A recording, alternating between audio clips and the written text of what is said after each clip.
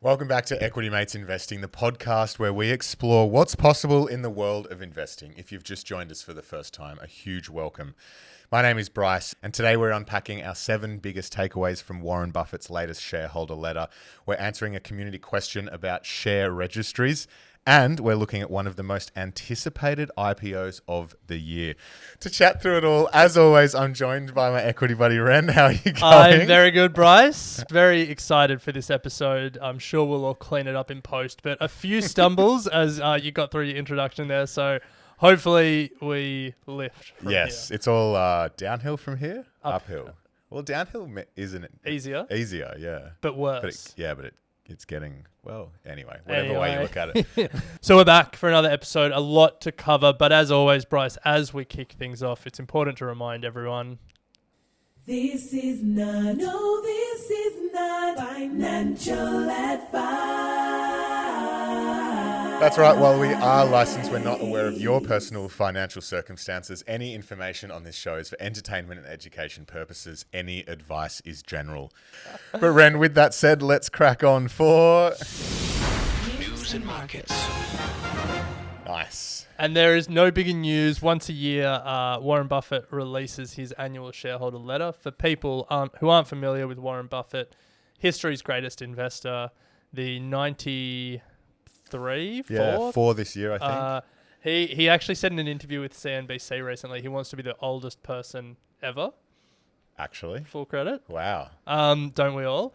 But he bought Berkshire Hathaway in 1965 and has used it as his, personal investment company with his partner in crime up until recently, Charlie Munger, and together they both became billionaires. Warren Buffett is now worth about $100 billion. And every year, for the last 59 years, he's written an annual letter to shareholders, and these letters are some of the best long-term investing advice that you can come across. Great place to start if you're a new investor. So when he released his latest letter, we thought we had to read it and pull out some of our biggest takeaways. And as you said in the introduction, we've got 7 for this episode.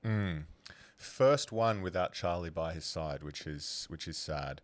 But we were fortunate enough to see both of them at the conference last year. But the first takeaway, Ren, is to do with Charlie, and it is Vale Charlie Munger, who Warren not quoted, but put forward as the architect of Berkshire Hathaway. Vale or Vale?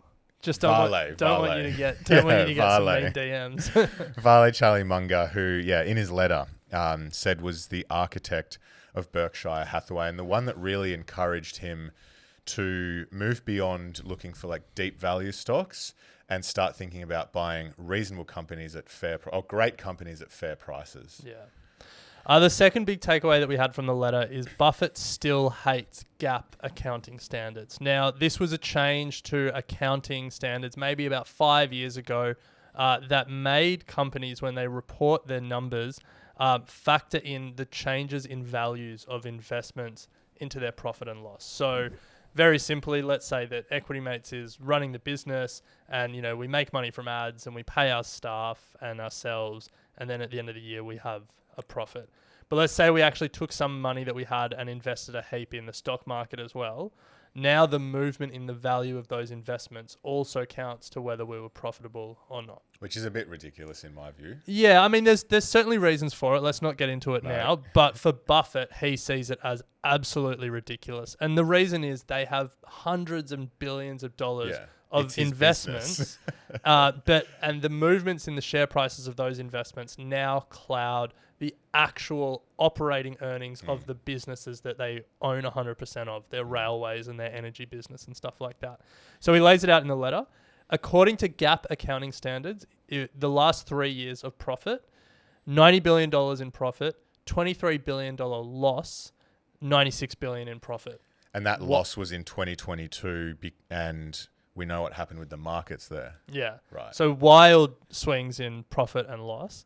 Whereas what Buffett says is his actual operating earnings, 27 billion, 30 billion, 37 billion. So no loss. So you can see, and you can just see how a consistent story of growth is clouded by these wild swings in the stock market. Yeah.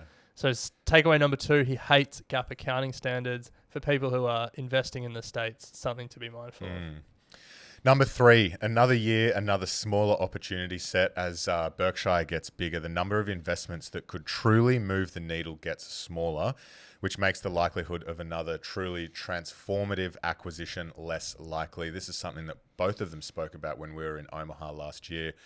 It's just getting harder and harder, given the size of them, to find an investment that moves the needle. Yeah, so Berkshire is about a $900 billion company now. So yeah, they've got to be buying companies that are worth hundreds of billions of dollars to be transformative.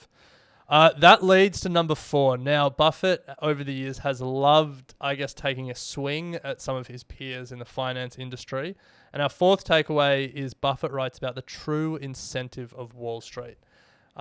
He reminds us that the vast majority of participants in the financial industry don't get paid on performance, don't get paid on how well we do or other investors do.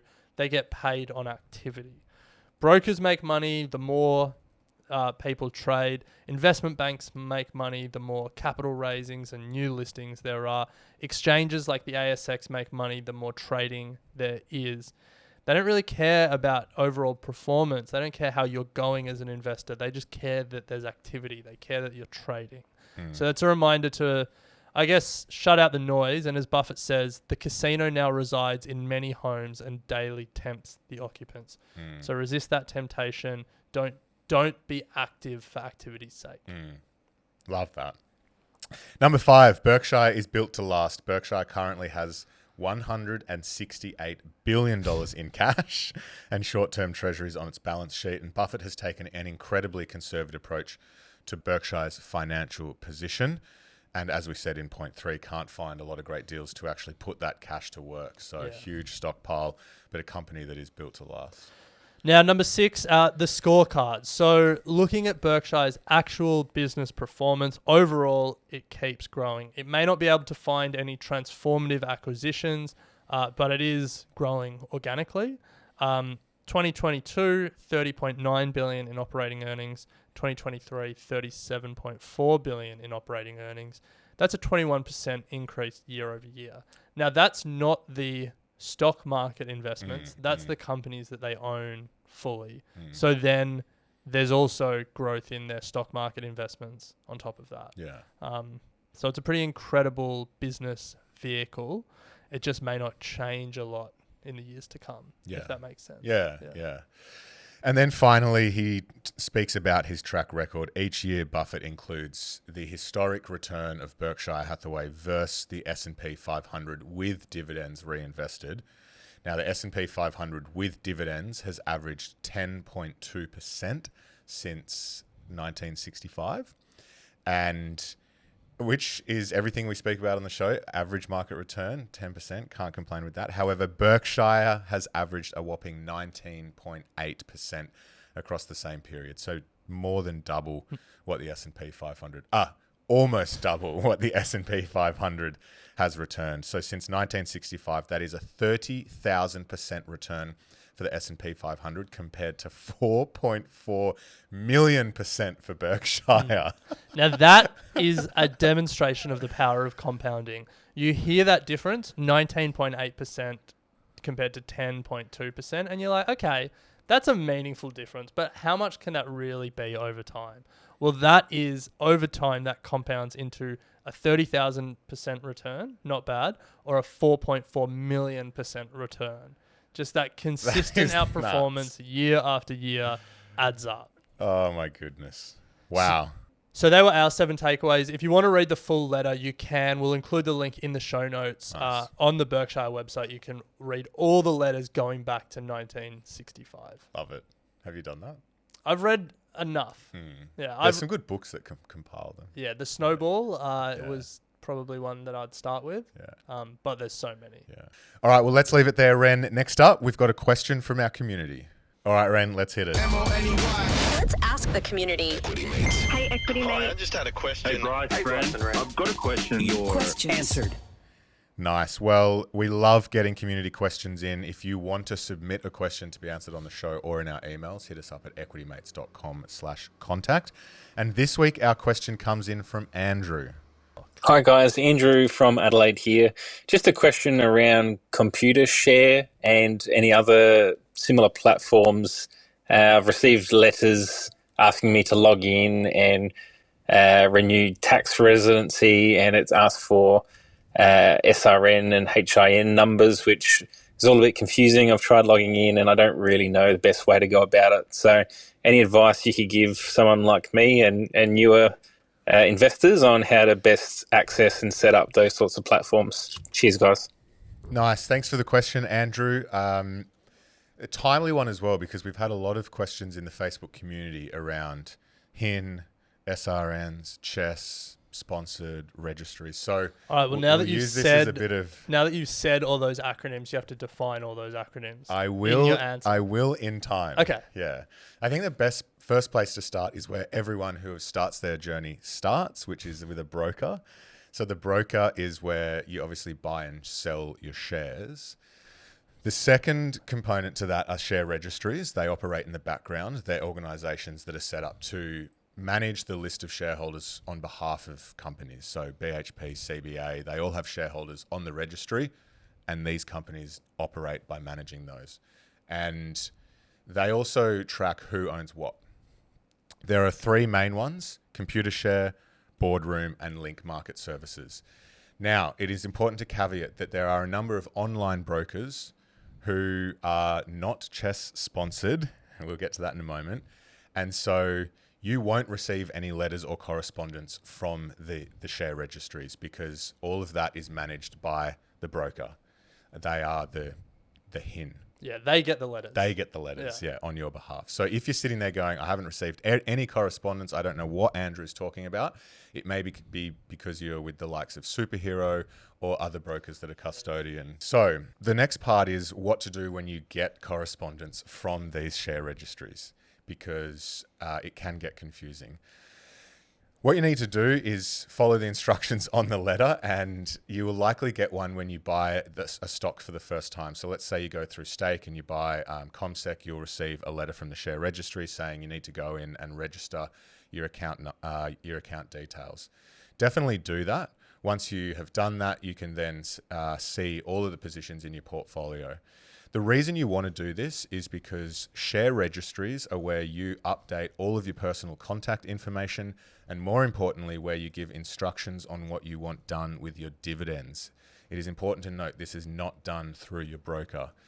So why do you want to do that? If you want to get your dividends paid in cash, or if you want to get your dividends reinvested back in, if that is an available option, the share registry is where you make that decision and give that information. Now, if you have received these letters and you've thrown them in the bin like many of us do, and you have no idea where to start, you can call the share registries to find out what your login details are. So don't sit there and freak out because you didn't keep the pieces of paper. I've thrown all of mine out, but you can call them. What I would suggest doing is then making sure you record that so that you can log in at a later date. Now, because I've done that multiple times, I've completely forgotten what my logins are and had to recall. Well, you have to call. You can't just go forgot password.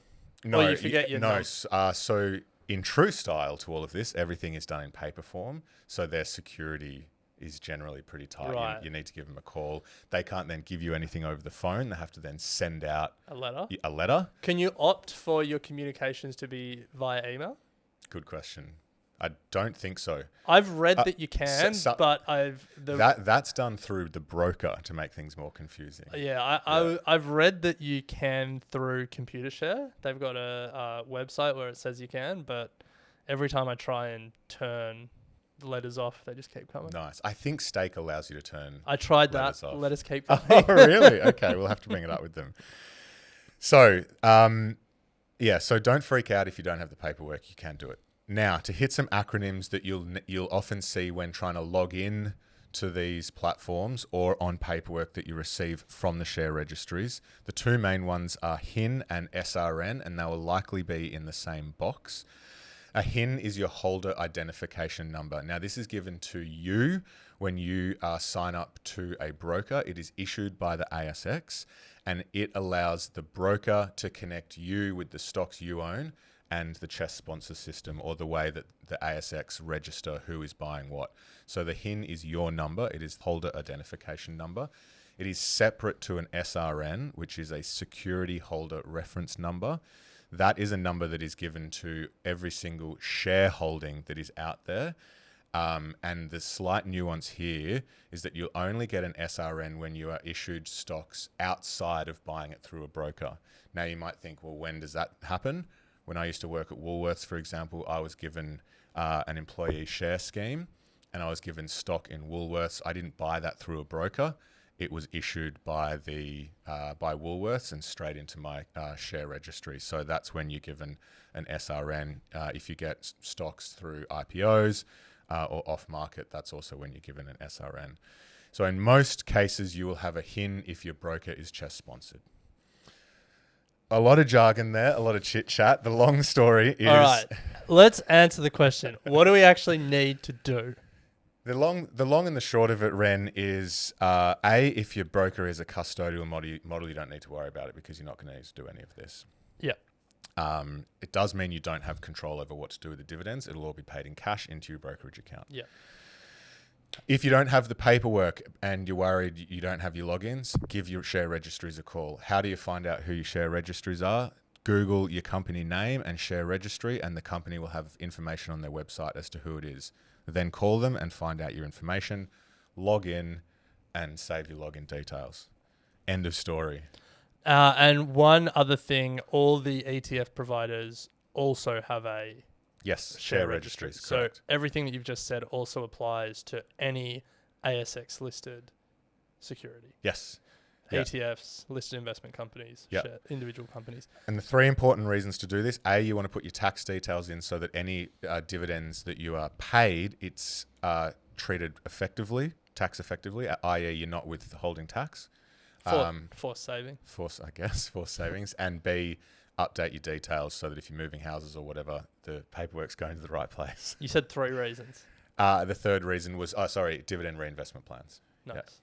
Yeah. Now, if people are wondering about overseas shares, all overseas shares essentially, at least if you're buying them through Australian brokers, are custodial. Yeah. So there's no CHESS equivalent in the US that you need to worry about. It's just a unique quirk of the Australian stock market that we want to hold shares in our own name rather than with a custodian. Yeah.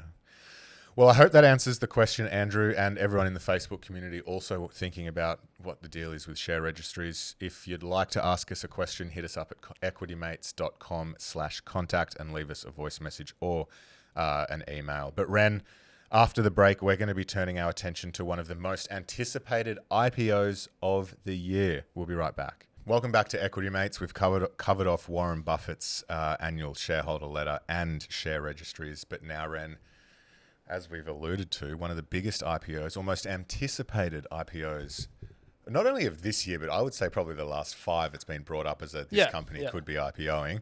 It's finally here. It's been announced. Who have we got? So it is Reddit that is going public. For people unfamiliar, it's a social media message board site. It was founded in 2005 by a few friends from the University of Virginia. One of the founders is the CEO currently. I think he left and has come back. Steve Huffman. One of the other co-founders, Alexis Ohanian. Does that name ring a bell? It does, but I can't remember where. I'll give you a hint. He is the husband to a much more famous wife. Oh, Serena Williams. Serena Williams' Yes. husband, yes. So, and Aaron Schwartz, I think, is the third co-founder. Have no interesting biographical information on him.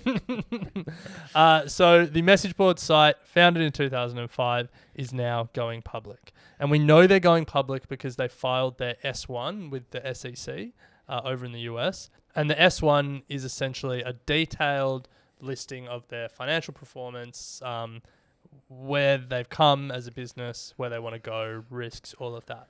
So it's a pretty comprehensive look at this business, and it gives us an insight into how it's going. And so we've pulled out some of the key numbers, probably in 3 key buckets, how it's going as a platform, like its user numbers, then its financials, and then finally, I guess, the details of the IPO. And as a bit of a benchmark, we're going to compare Reddit to 2 of its, and we don't mean this pejoratively, but to 2 of its second tier social media peers. Yeah.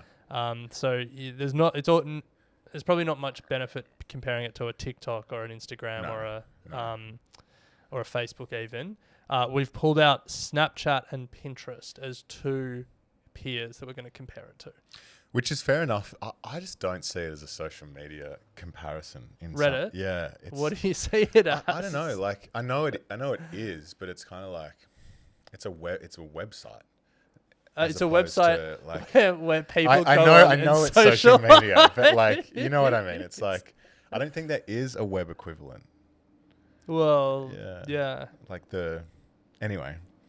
Yeah. Do you know what I mean? Like it's unique, but I don't think it's like it's community based. Posts and comments, yeah. It's definitely my favorite of the social media. Yeah, it's great. Great. I definitely feel like it's time well spent relative to like definitely. spending time on Instagram. Definitely. Like I feel like I'll come across something interesting, I'll learn something. Yes. Yeah. Yeah. Anyway, that's not what we're here to talk about. So let's start with the platform itself. Oh, I guess one thing we should say for people who are unfamiliar, the way that it is a little bit different to an Instagram, say, where you follow your friends and then Instagram algorithmically generate a news feed for you. Reddit it's broken up into subreddits, more than 100,000 active subreddits. So, you could go to Reddit r/AFL and that's a community of people that are posting and talking about the AFL, or r/cooking and there's people sharing cooking tips and recipes and stuff like that. So it segments based on interest. There's also, r/Australia and r/Sydney. Some super niche. Yeah, so you can segment based on interest or geography. Equity mates. Doesn't exist. Actually, you know what? I think I claimed it ages ago. So that I don't know if that counts as the active communities. And you can subscribe to different communities, and then Reddit will algorithmically generate you a news feed as well based on the communities that you follow. So in that sense, it is similar. But I guess you have more control over what you're interested in going to. So that's kind of how the platform works. Let's get to the user numbers. All right. So we'll start with daily active users. Reddit have 73 million daily active users, and as Ren said, more than 100,000 active communities.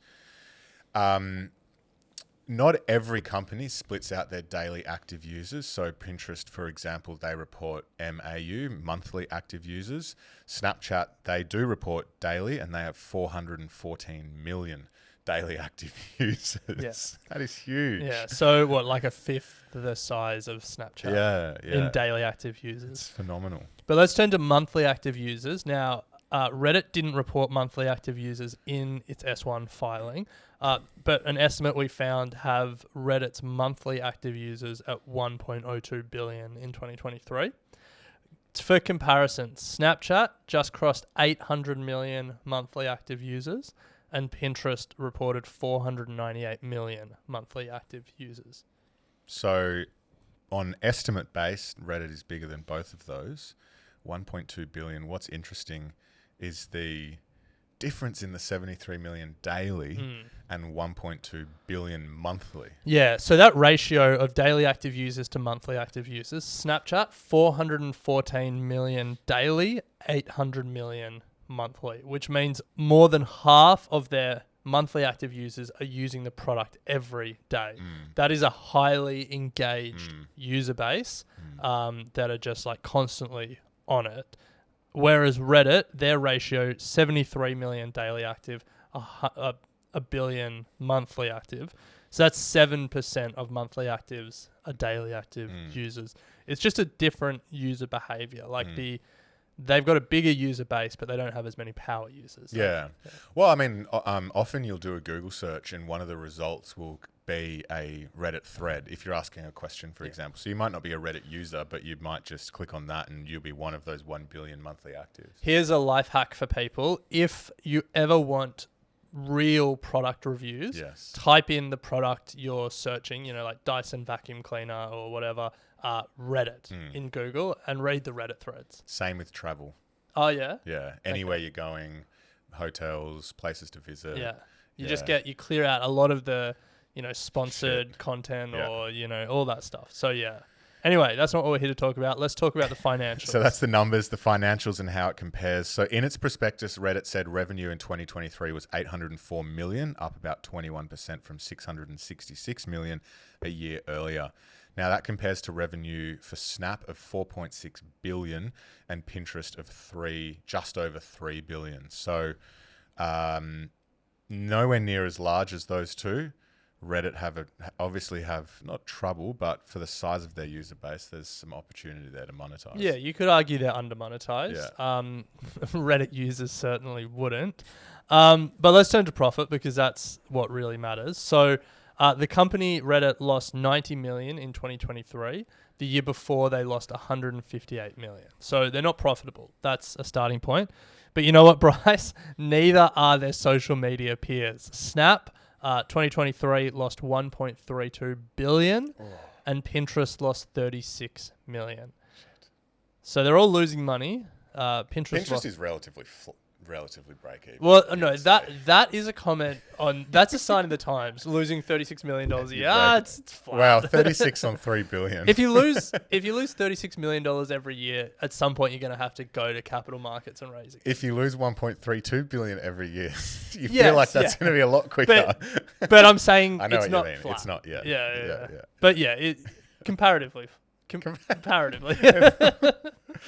All right. Thirdly, details of the IPO. Can I just say, just on that, so if you say that Reddit is under-monetized from a revenue perspective relative to some of those peers and to its user base, and it's losing 90 million, you probably can say that there's a bit of operating leverage there. Maybe it can, get to $1 billion in revenue, and without adding to its cost base. So that would be a good news story. I'm not saying they will do it because second-tier social media loves burning cash. Yeah.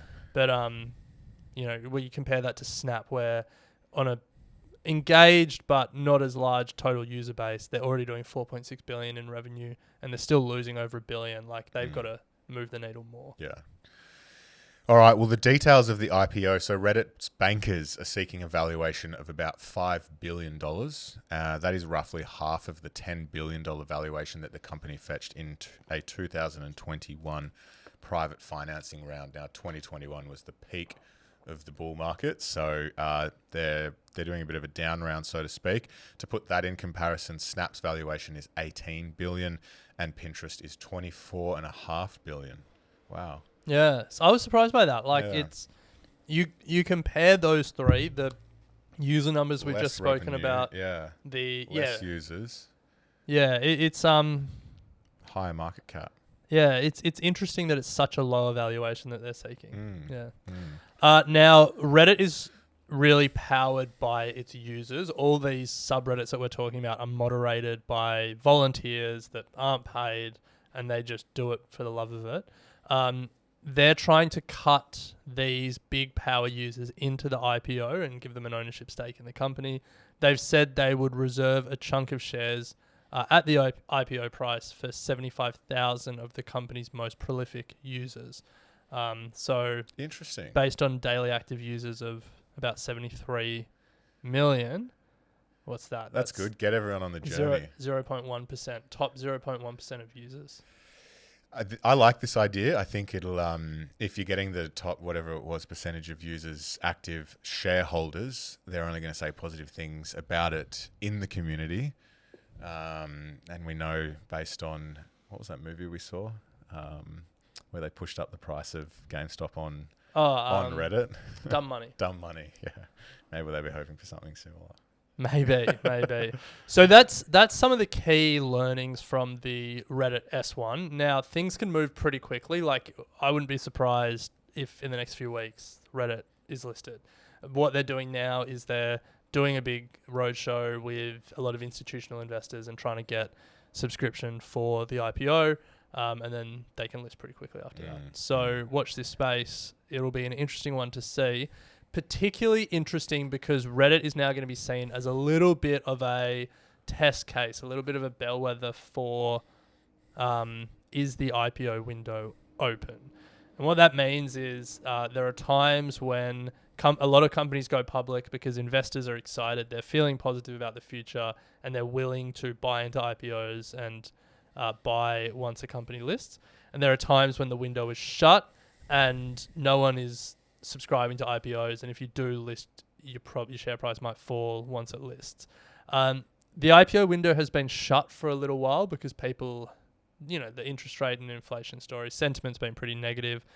Renaissance Capital compiled some numbers. In the US, just 108 companies went public in 2023, which is roughly a quarter of the number of companies that went public in 2021.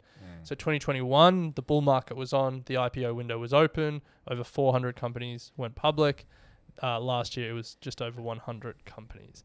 So the question will be, if Reddit has a really good IPO here, then other companies will take notice of that. And there's another number of companies waiting in the wings. ByteDance is one that's spoken about. Shein from China is spoken about. But here, or like in the West, I guess, the one that everyone is looking at is Stripe. SpaceX people would love, but I don't feel like it's going to go public. So the question, just like Google in 2004 reopened the IPO window, just like Facebook in 2012 reopened the IPO window, is Reddit going to? Is it too early? Time will tell. It's only going to open the window if it's a successful IPO, and a lot of the IPOs recently have just been way too overpriced and just bombed. So, Anyway, that's my view. I think you get these bankers in the road who just try and make money at IPO and then get out. Well, and then it's not a successful IPO because it's just priced way too high. So maybe 5 billion valuation down from 10 is where it should be, maybe less, I don't know. But well, Bryce, this episode has gone full circle because that brings us right back to where Warren Buffett started us, the true incentive of Wall Street, that many of the participants in the finance industry, the investment bankers advising and selling the IPO, the brokers pushing these shares in the IPO to their customers, and the exchanges themselves pushing for more listings. They all make money from activity, not from performance. Well, there you go. The whole system's rigged.